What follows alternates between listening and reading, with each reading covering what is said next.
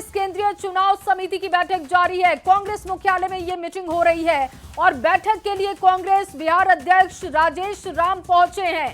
कांग्रेस विधायक दल के नेता शकील अहमद खान भी इस बैठक में मौजूद हैं। इसके साथ ही आपको बता दें, बिहार कांग्रेस प्रभारी कृष्णा अल्लावरू, मदन मोहन झा भी शामिल हुए हैं।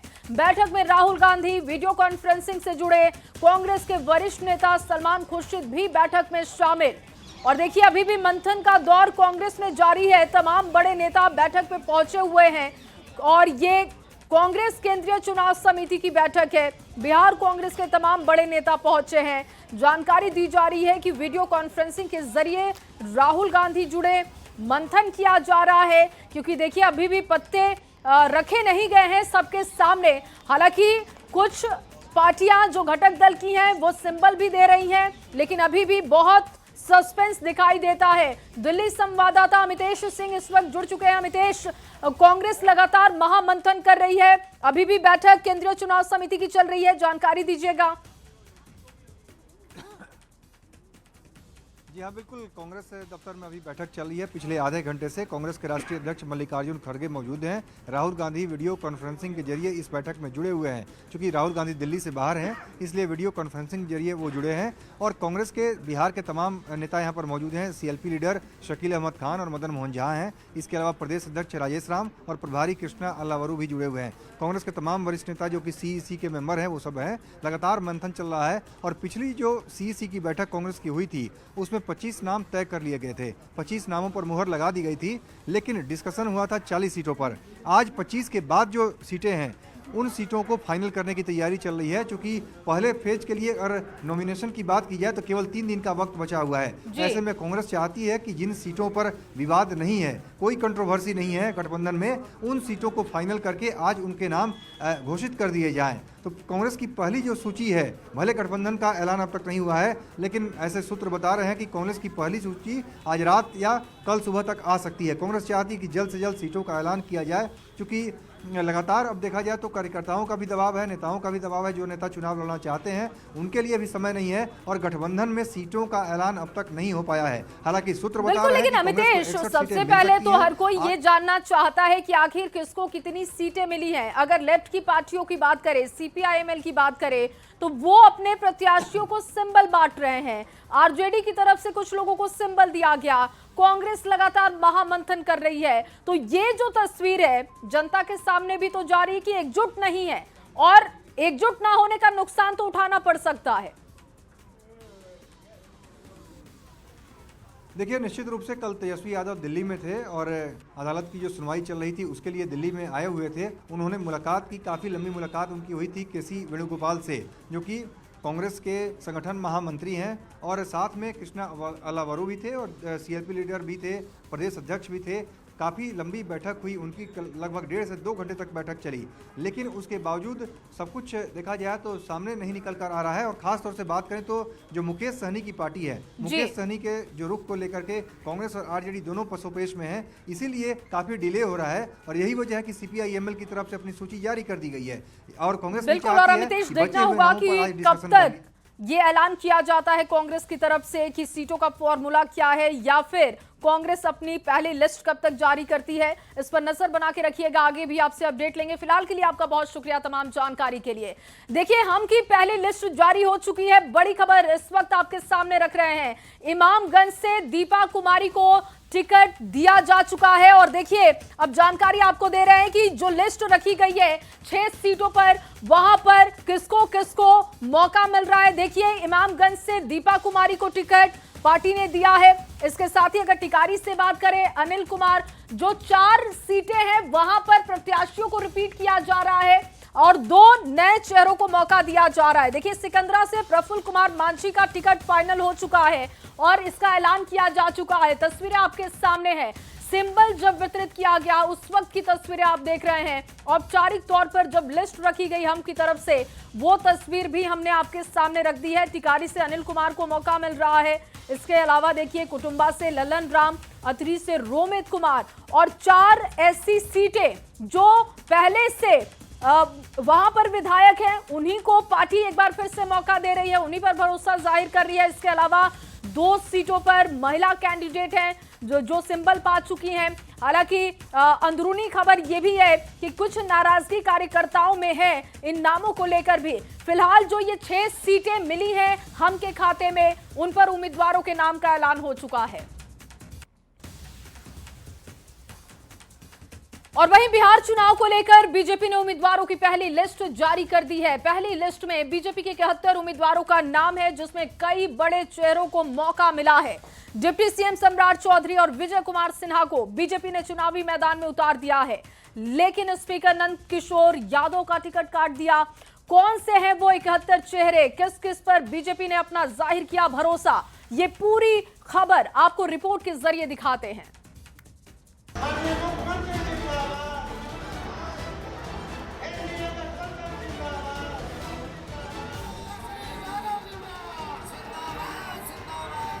बिहार में विधानसभा चुनाव को लेकर सियासी माहौल गर्म है। एनडीए में सीट बंटवारे के बाद भारतीय जनता पार्टी ने मंगलवार को 71 उम्मीदवारों की लिस्ट जारी कर दी। बीजेपी के इस पहली लिस्ट में कई बड़े चेहरों पर भरोसा जाहिर किया गया है, साथ ही कुछ प्रमुख नेताओं के टिकट भी काट दिए गए हैं। डिप्टी सीएम सम्राट चौधरी तारापुर, उप मुख्यमंत्री विजय कुमार सिन्हा लखीसराय और स्वास्थ्य मंत्री मंगल पांडे सीवान से चुनावी मैदान में उतरेंगे। पूर्व डिप्टी सीएम तारकिशोर प्रसाद कटिहार, मंत्री प्रेम कुमार गया और मंत्री नितिन नवीन बांकीपुर से एक बार फिर से ताल ठोकेंगे। दोनों डिप्टी सीएम के अलावा पार्टी ने 10 और मंत्रियों को भी चुनाव में उतारा है। मंत्री संजय सरावगी को दरभंगा, नीतीश मिश्रा को झंझारपुर, नीरज सिंह बबलू को छातापुर से टिकट दिया गया है। मंत्री जीवेश मिश्रा को चाले, केदार प्रसाद गुप्ता को कुर्नी, संजीव चौरसिया को दीघा से दोबारा टिकट दिया गया है। लेकिन पटना में कई सीटों पर बीजेपी ने बड़े बदलाव किए हैं। बिहार विधानसभा के स्पीकर और पटना साहिब से 7 बार के विधायक नंद किशोर यादव का टिकट काटा गया है। बीजेपी ने पटना साहिब सीट से युवा चेहरा रत्नेश कुशवाहा को टिकट दिया है। कुम्हरार से अरुण सिन्हा की जगह संजय गुप्ता को मौका मिला है और लोकसभा चुनाव हारे पूर्व केंद्रीय मंत्री रामकृपाल यादव को दानापुर सीट से उम्मीदवार बनाया गया है। बीजेपी ने पहली लिस्ट में पार्टी के 48 विधायकों को रिपीट किया है, जबकि कई ऐसे बड़े नाम हैं जिनका टिकट काटकर नए चेहरों पर भरोसा जाहिर किया गया। आरा से पूर्व मंत्री और मौजूदा विधायक अमरेंद्र प्रताप सिंह का टिकट काटकर संदेश के पूर्व विधायक संजय सिंह टाइगर को आरा से उम्मीदवार बनाया गया है। पूर्व मंत्री राघवेंद्र प्रताप सिंह को दोबारा बड़हरा से और विशाल प्रशांत को तरारी से चुनावी मैदान में उतारा गया है, जिन्होंने उपचुनाव में भी जीत का परचम लहराया था। साहिबगंज से राजू कुमार सिंह, बिस्फी से हरिभूषण ठाकुर बचौल और बैकुंठपुर से मिथिलेश तिवारी को टिकट दिया गया है, जो बक्सर से लोकसभा चुनाव हार गए थे। 71 उम्मीदवारों की लिस्ट में पार्टी ने महज 12.5% महिलाओं को टिकट दिया। 9 महिलाओं में पूर्व डिप्टी सीएम रेणु देवी बेतिया से, श्रेयसी सिंह जमुई से और गायत्री देवी एक बार फिर परिहार सीट से लड़ेंगी। स्वीटी सिंह को किशनगंज, निशा सिंह को प्राणपुर और कविता देवी को कोढ़ा से पार्टी ने उम्मीदवार बनाया है। वारसलीगंज से अरुणा देवी को, नरपतगंज से देवंती यादव और औराई से रमा निषाद, इन 2 नए चेहरों पर बीजेपी ने विश्वास जाहिर किया है। देखना दिलचस्प होगा कि चुनाव में बीजेपी की ये रणनीति कितनी कारगर साबित होती है और इनमें से कितने लोग चुनाव जीतकर विधानसभा पहुंचते हैं। पटना संवाददाता आनंद अमृतराज के साथ ब्यूरो रिपोर्ट न्यूज़ 18। तो देखिए, एक और बीजेपी ने उम्मीदवारों की पहली लिस्ट जारी कर दी है, तो दूसरी ओर एनडीए में नॉमिनेशन का भी सिलसिला शुरू हो चुका है। जेडीयू के कई उम्मीदवारों ने नामांकन पत्र दाखिल किया। मंत्री विजेंद्र यादव, बाहुबली अनंत सिंह से लेकर प्रदेश अध्यक्ष उमेश कुशवाहा ने नॉमिनेशन फाइल किया। आपको ये पूरी खबर रिपोर्ट के जरिए दिखाते हैं।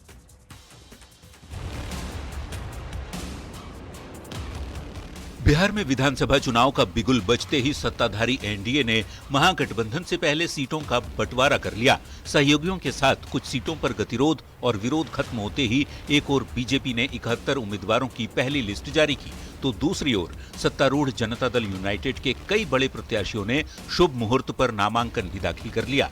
मोकामा से बाहुबली नेता अनंत सिंह ने नॉमिनेशन किया। सुपौल से ऊर्जा मंत्री विजेंद्र यादव ने पर्चा भरा। महनार सीट से जेडीयू के प्रदेश अध्यक्ष उमेश कुशवाहा ने और वैशाली विधानसभा से मौजूदा विधायक सिद्धार्थ पटेल ने हाजीपुर अनुमंडल कार्यालय में नामांकन दाखिल किया। मंगलवार सुबह से ही मोकामा के पूर्व विधायक और बाहुबली नेता अनंत सिंह के दरवाजे पर भीड़ इकट्ठा हो गई थी। लगभग 20,000 से ज्यादा समर्थकों की भीड़ देख अनंत सिंह काफी गदगद नजर आए। बिहार की सियासत में छोटे सरकार के नाम से मशहूर अनंत सिंह ने पूजा पाठ कर दिन की शुरुआत की और सफेद रंग की चमचमाती गाड़ी से नॉमिनेशन करने निकल पड़े। बाढ़ अनुमंडल कार्यालय में नामांकन के बाद अनंत सिंह ने रोड शो भी निकाला। बाढ़ और टाल के इलाके में अपनी ताकत का प्रदर्शन भी किया। 100 से ज्यादा गाड़ियों का काफिला अनंत के रोड शो में शामिल हुआ। जितने समर्थक नामांकन सभा में शामिल हुए, अनंत सिंह ने सबको खाना भी खिलाया, जिनके लिए 1 लाख से ज्यादा रसगुल्ले बनाए गए थे। 1 लाख तो बोल रहे हैं, 1 लाख मार्जिन देंगे। 1 लाख मार्जिन रहेगा। हाँ, जमानत जब्त हो जाएगा विरोधी के। सूरजभान और उनके परिवार का भी चर्चा है। हाँ, तो चर्चा पर पहले लड़े हैं, आज चर्चा नहीं है। लड़ते लड़ते दम फूलल है। एक ओर बाहुबली अनंत सिंह के तेवर तो दूसरी ओर जेडीयू के कद्दावर और सुपौल विधानसभा सीट से ऊर्जा मंत्री विजेंद्र यादव ने नामांकन दाखिल किया। जब वे नामांकन करने निकले तो समर्थकों का हुजूम उमड़ पड़ा। प्रस्तावकों के साथ विजेंद्र प्रसाद यादव ने नॉमिनेशन फॉर्म भरा। सुपौल कोसी क्षेत्र की वो महत्वपूर्ण सीट है जहां से विजेंद्र यादव लगभग 30 साल से लगातार जीतते आ रहे हैं। बिहार में मुख्यमंत्री नीतीश कुमार की पार्टी जेडीयू की कमान संभाल रहे उमेश कुशवाहा ने भी महनार सीट से नॉमिनेशन किया, जहां पिछले चुनाव में आरजेडी की बीणा सिंह के हाथों उन्हें हार का सामना करना पड़ा था। इसके बाद लव कुश समीकरण को साधने के लिए सीएम नीतीश ने उमेश कुशवाहा पर भरोसा जताया और बिहार में पार्टी की बागडोर सौंप दी। और अब एक बार फिर से चुनाव मैदान में उतारकर मुख्यमंत्री ने उमेश कुशवाहा पर बहुत ज्यादा विश्वास जताया है। ऐसे में ये देखना होगा कि उमेश कुशवाहा सीएम के भरोसे पर कितना खरा उतर पाते हैं। बाढ़ संवाददाता अनिरुद्ध, वैशाली रिपोर्टर प्रफुल्ल और सुपौल संवाददाता अमित कुमार झा के साथ ब्यूरो रिपोर्ट, न्यूज़ 18। तो देखिए, कई बड़े चेहरों ने आज अपना नॉमिनेशन फाइल किया है और इसमें मोकामा से अनंत सिंह का नाम भी शामिल रहा। बड़ी जानकारी इस मद्देनजर आपको दे दे, अनंत सिंह का चुनावी हलफनामा क्या रहा है ये अब आपके सामने रख रहे हैं। देखिए, अनंत सिंह के पास 15,61,498 रुपए नगद, जबकि अनंत सिंह की पत्नी नीलम के पास 34 लाख रुपए नगद है। अनंत सिंह के पास लैंड क्रूजर सहित 3 गाड़ियां हैं। इसके साथ ही अनंत सिंह के पास 15 लाख रुपए का 150 ग्राम सोना है और इसके साथ साथ अनंत के खिलाफ हत्या, अपहरण, चोरी की तरह 28 मामले पहले से रिकॉर्ड हैं। अनंत सिंह के पास बैंक खातों में लगभग 82 लाख रुपए हैं, जबकि उनकी पत्नी के पास 36,49,000 रुपए बैंक में बताए जा रहे हैं। पटना, दिल्ली और बाढ़ में अनंत सिंह के नाम पर जमीन है। इसके अलावा देखिए, अनंत के खिलाफ हत्या, अपहरण, चोरी के 28 मामले रिकॉर्ड हैं और सभी मामलों में अनंत सिंह को जमानत भी मिल चुकी है। जो हलफनामा आज उन्होंने दायर किया है उसके हवाले से आपको ये जानकारी दे रहे हैं। तो पत्नी नीलम के पास 34 लाख रुपए कैश, अनंत सिंह के पास लैंड क्रूजर सहित 3 गाड़ियां हैं और इसके साथ साथ देखिए 15 लाख का उनके पास सोना भी है। और ये तमाम जानकारी उन्होंने अपने हलफनामा में रखी। हत्या, अपहरण, चोरी के 28 मामले उन पर दर्ज हैं। हालांकि जानकारी इस बात की भी उन्होंने दी कि सभी मामलों में उनको जमानत भी मिल चुकी है। पटना, दिल्ली और बाढ़ जैसे क्षेत्रों में जमीन उनके हैं और जब आप नॉमिनेशन फाइल करते हैं, हलफनामा दाखिल करते हैं, तो वहां पर आपको इस तरीके की जरूरी जानकारियां देनी होती हैं।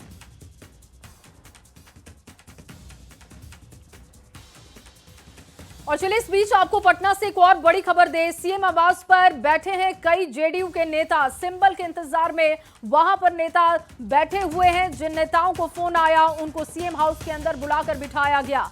और इस बीच केंद्रीय मंत्री ललन सिंह भी मुख्यमंत्री नीतीश कुमार के आवास पर पहुंचे हैं।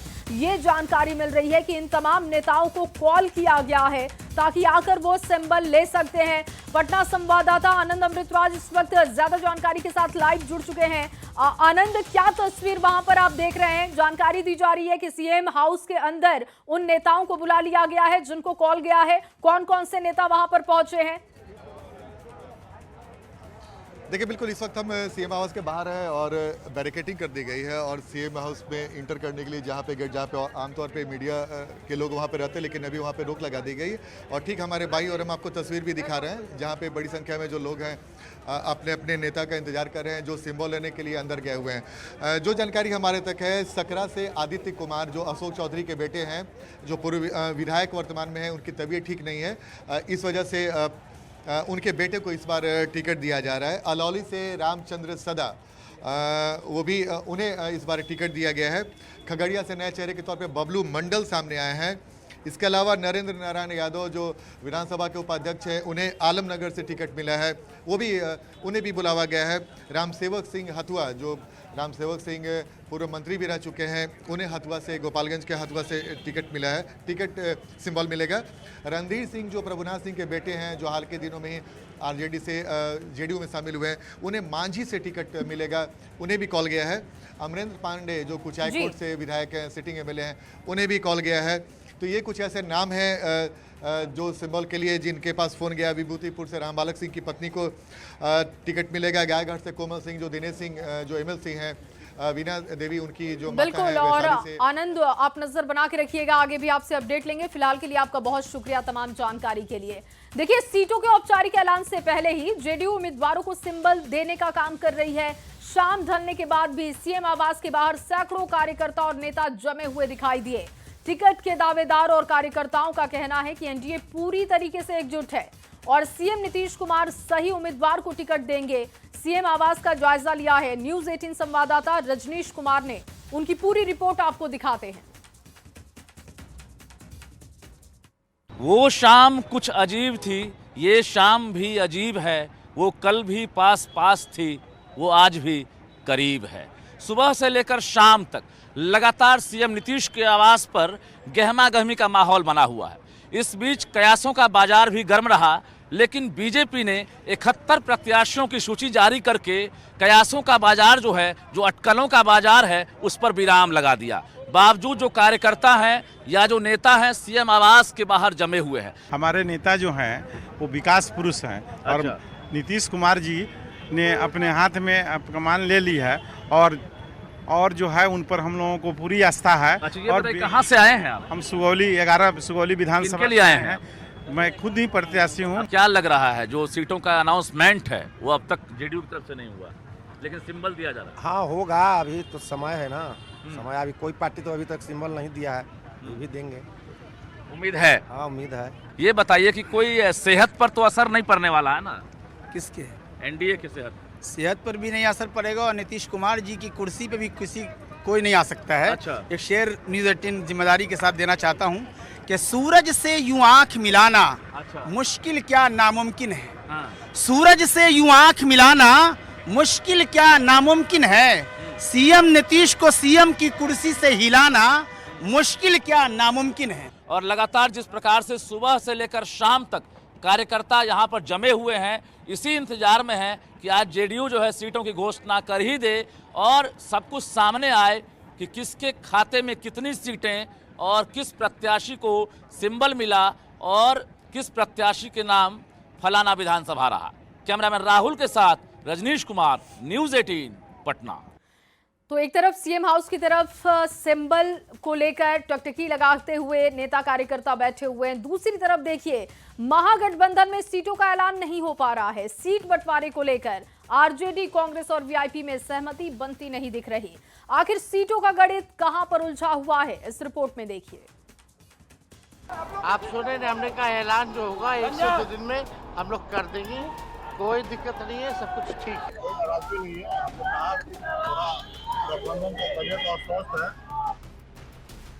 महागठबंधन में सीट शेयरिंग पर बात इस तरह के बयान से आगे नहीं बढ़ पा रही है। गठबंधन में सब ठीक है, 1 से 2 दिनों में सीटों का ऐलान होगा, किसी में कोई नाराजगी नहीं। पिछले 2 से 3 दिनों में ये बयान सियासी गलियारों में तैर रहे हैं। अगर सब ठीक है तो महागठबंधन में सीट बंटवारे का ऐलान क्यों नहीं हो रहा? क्या आरजेडी अब तक कांग्रेस और मुकेश सहनी को नहीं मना पाई है? क्या कांग्रेस और आरजेडी में सीटों पर बात नहीं बन पा रही है? सीट बंटवारे पर कांग्रेस और आरजेडी के रिश्तों में तल्खी आई है। ये आरजेडी सांसद मनोज झा के पोस्ट से समझा जा सकता है। मनोज झा ने लिखा, रहीमन धागा प्रेम का, मत तोड़ो चिटकाए, टूटे से फिर न मिले, मिले गांठ परी जाए। मनोज झा के इस पोस्ट का जवाब कांग्रेस सांसद इमरान प्रताप गढ़ी ने दिया। प्रताप गढ़ी ने लिखा, पानी आंख में भरकर लाया जा सकता है। सोमवार को तेजस्वी यादव दिल्ली में थे, लेकिन उनकी राहुल गांधी से मुलाकात नहीं हो पाई है। सूत्र बता रहे हैं कि कांग्रेस 60 से ऊपर की सीटों पर अड़ी हुई है। कांग्रेस 2020 की तर्ज पर सीटों के फॉर्मूले पर तैयार नहीं है। आरजेडी 135 सीटों पर अड़ी हुई है। लेफ्ट को 29 सीटें दी जाएगी। लेफ्ट ने तो कई उम्मीदवारों को सिंबल भी दे दिया है। बड़ा सवाल है कि महागठबंधन में चल क्या रहा है। महागठबंधन में अनबन, कंफ्यूजन और सीटों का टेंशन कब खत्म होगा, ये भी बड़ा सवाल है। Bureau report, news 18। और आगे बढ़ते हुए आपके सामने एक बड़ी खबर रखने जा रहे हैं। महागठबंधन के सीटों के ऐलान से पहले सीपीआई-एमएल ने अपने 18 सीटों के उम्मीदवारों के नाम का ऐलान कर दिया और आपको अब ये नाम एक एक करके बताने जा रहे हैं। देखिए, तरारी से मदन सिंह चंद्रवंशी को टिकट, अगियाओं से बात करें, अगियाओं एससी से शिव प्रकाश रंजन को टिकट है। आरा से कयामुद्दीन अंसारी को टिकट दिया गया। इसके अलावा देखिए, डुमरांव से भी कैंडिडेट के नाम का ऐलान हो चुका है और डुमरांव से अजित कुमार सिंह को पार्टी ने टिकट दिया। और इसके अलावा देखिए, काराकाट से अरुण सिंह को टिकट दिया गया है। ये देखिए, कैंडिडेट का ऐलान किया गया। 18 उम्मीदवारों के नाम का ऐलान सीपीआई-एमएल ने किया। मदन सिंह चंद्रवंशी तरारी से, शिव प्रकाश रंजन अगियाओं से हैं, कयामुद्दीन अंसारी आरा से इनको टिकट मिला। इसके अलावा देखिए, अगला नाम अजीत कुशवाहा जो कि डुमरांव से चुनाव लड़ेंगे। अरुण सिंह काराकाट से चुनाव लड़ेंगे। महानंद सिंह अरवल से ये चुनाव लड़ेंगे। इसके अलावा रामबली सिंह यादव घोसी से चुनावी मैदान में होंगे। संदीप सौरभ जो कि पालीगंज से सिंबल पा चुके हैं। गोपाल रविदास फुलवारी से ये चुनाव लड़ेंगे। सीपीआई-एमएल की तरफ से 18 उम्मीदवारों के नाम का ऐलान किया गया, जिसमें दिव्या गौतम है दीघा से और सत्यदेव राम जो कि दरौली से चुनाव लड़ेंगे। और इसके बाद देखिए, अमरजीत कुशवाहा जो कि जीरादेई से चुनावी मैदान में होंगे। अमरनाथ यादव दौरौंदा से, जितेंद्र पासवान भोरे से, वीरेंद्र प्रसाद गुप्ता सिकटा से चुनाव लड़ेंगे। और फूल बाबू सिंह वारिसनगर से, रंजीत राम कल्याणपुर से, महबूब आलम को बलरामपुर से टिकट मिल चुका है। ये वो तमाम नाम बता रहे हैं जिनका ऐलान किया जा चुका है। और वहीं मशहूर लोक गायिका मैथिली ठाकुर बीजेपी में शामिल हो चुकी हैं। बिहार बीजेपी अध्यक्ष डॉक्टर दिलीप जायसवाल ने उन्हें पार्टी की सदस्यता दिलाई। मैथिली ठाकुर के अलावा भभुआ से आरजेडी की विधायक भरत बिंदु ने भी बीजेपी की सदस्यता ग्रहण की। और इस मौके पर मैथिली ठाकुर ने कहा कि उन्होंने पीएम मोदी और सीएम नीतीश कुमार की विचारधारा से प्रभावित होकर बीजेपी ज्वाइन की है। साथ ही चुनाव लड़ने के सवाल पर कहा कि चुनाव लड़ना उनका मकसद नहीं, पार्टी का जो भी आदेश होगा वो मानेंगी। मेरी विचारधारा को बहुत ज़्यादा जोड़ते हुए प्रधानमंत्री जी से मैं बहुत प्रभावित हूँ। मैं हमारे बिहार सरकार में हमारे मुख्यमंत्री नीतीश कुमार जी से काफ़ी ज़्यादा इंस्पायर्ड हूँ और उन दोनों को मजबूती देने के लिए मैं आज यहाँ उनके लिए खड़ी हूँ। आपको क्या लगता है कि प्रधानमंत्री मोदी हों या नीतीश कुमार में कौन खासियत है जो आपको लगता है कि हाँ, इस पार्टी से जुड़ने के बाद जो है आप सियासत कर सकती हैं? जो करते हैं वो, जो कहते हैं करके दिखाते हैं। जो करते हैं वो करके दिखाते हैं। युवा होने के नाते इस दल में शामिल हुई हैं, कैसे आप संदेश देना चाहेंगे युवाओं को जोड़ने के लिए? क्या कहेंगे? 2 फैक्टर है, युवा और एक तरीके से महिला सशक्तिकरण की बातें होती हैं, तो दोनों को जोड़ते हुए मुझे लगता है कि मैं दोनों से कनेक्ट कर पाऊंगी और विचारों को और जन जन तक पहुंचा पाऊंगी। एक अंतिम सवाल कि लोग राजनीति में आते हैं तो एक इच्छा ज़रूर होती है कि वो चुनाव लड़ें। मेरी ऐसी इच्छा नहीं है कि मुझे चुनाव लड़ना ही है। पार्टी जो भी कहेगी, जो आदेश देगी, मैं संगठन के लिए काम करूंगी। और वहीं बिहार बीजेपी अध्यक्ष डॉक्टर दिलीप जायसवाल ने कहा कि मतदाता के मन में जो है वो भी सामने आ जाएगा 14 नवंबर को। मतदाता ने मन बना लिया है कि भारी बहुमत से एनडीए की सरकार बनानी है, विपक्ष के पास कोई मुद्दा नहीं। मैंने पहले ही कहा था कि पूरे बिहार का माहौल आज एनडीए के पक्ष में है। मतदाता इस बात का मन बना चुके हैं कि बिहार विधानसभा चुनाव के बाद भारी बहुमत से एनडीए की सरकार फिर से बनने जा रही है। और इसका मुख्य कारण है कि युवाओं के अंदर सरकार के प्रति आस्था, महिलाओं का सशक्तिकरण, गरीब का कल्याण, किसानों का कल्याण और मोदी जी की गारंटी, नीतीश कुमार जी का विकास और फिर से बनेगी एनडीए की सरकार।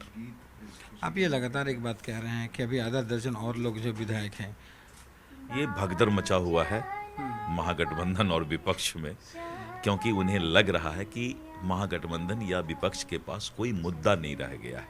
आखिर किस मुद्दा पर वो आएंगे आप बताइए। गड्ढा था पहले, आज 4 लेन 6 लेन है। पहले गंगा पर पुल नहीं था, आज गंगा पर पुल है। पहले बिजली नहीं था, आज घर घर बिजली है। और जिस तरह से मुफ्त बिजली भी मिल रहा है। और वहीं बीजेपी की पहली लिस्ट जारी होने पर बीजेपी सांसद संजय जायसवाल ने कहा कि बीजेपी ने नए उम्मीदवारों को मौका दिया। सभी उम्मीदवारों को बधाई, खासकर उन उम्मीदवारों को जो पहली बार चुनाव लड़ने जा रहे हैं।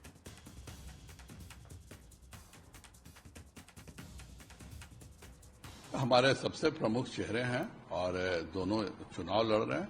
इसके अलावा हमने काफी नए उम्मीदवारों को भी मौका दिया है, जिससे कि एक नई ऊर्जा भाजपा में आए। मैं सभी उम्मीदवारों को बहुत बहुत बधाई देता हूं और खास करके उन उम्मीदवारों को जो पहली बार चुनाव लड़ रहे हैं और महत्वपूर्ण सीटों से लड़ रहे हैं।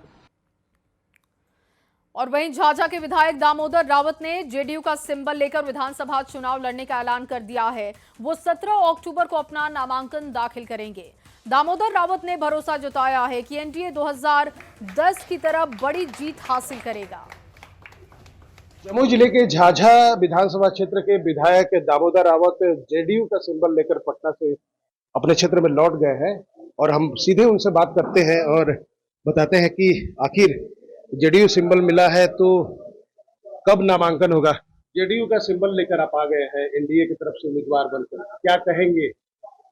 ये कल शाम में माननीय मुख्यमंत्री नीतीश कुमार जी ने हम लोगों को सिंबल दिया है और सिंबल लेकर मैं आज आपके बीच उपस्थित हूँ। मैं राष्ट्रीय जनतांत्रिक गठबंधन समर्थित जनता दल यू का उम्मीदवार के रूप में 17/10/25 को नॉमिनेशन जमुई में डीडीसी के चैम्बर में जाकर करूंगा और उसके बाद फिर अपना अभियान शुरू करेंगे प्रचार का। इस तरह से कहा जाए तो इनका सीधे तौर पर दावा कहना है कि एनडीए की सरकार बनेगी। केसी कुंदन न्यूज।